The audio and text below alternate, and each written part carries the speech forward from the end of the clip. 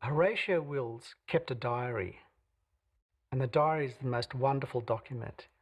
In it, he talks about his hopes for his son, what he wants his son to become. At times it's bombastic and autocratic, but it was also filled with a great deal of love for this young boy.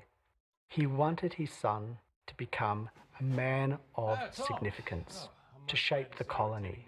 And almost everything Horatio wrote and talked about with respect to Tom was to this end. And you have to understand that to understand the whole Tom Wills story. Gentlemen aren't born, Tom. They're made. And I'm determined to make you one of them. You'll be leaving us within the month. Leaving where? Back to Melbourne? You'll be sailing for England. But... Arrangements have been made for you to have a proper education. Father... It will be the making of you, young Tom.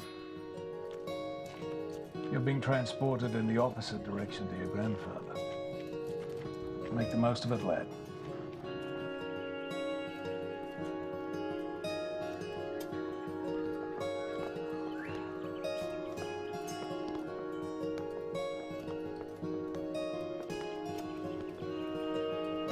Study hard and return to us a gentleman.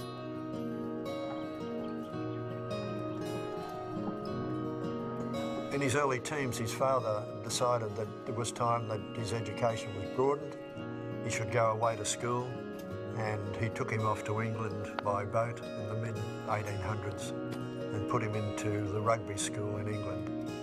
There's a story of Tom's first night at rugby when the boys come to get him for, quote, the customary ragging. And they open the door of his room and there's this kid with a spear. And he's like, they take off down the stairs very quickly.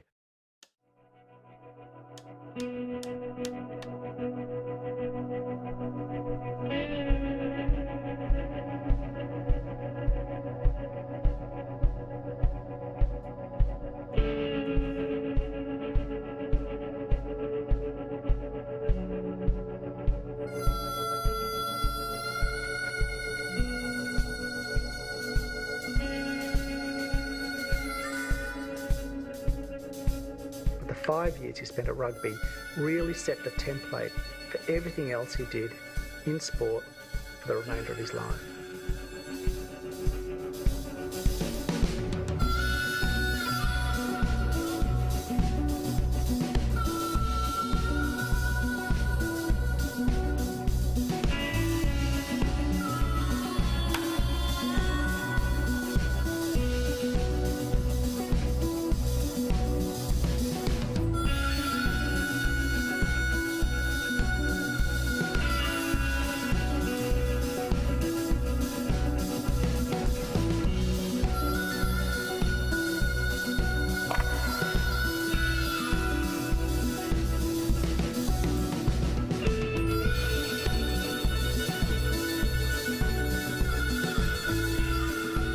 As far as we know, he was not a particularly good student. Not that he didn't have the ability, but he was more interested in playing games.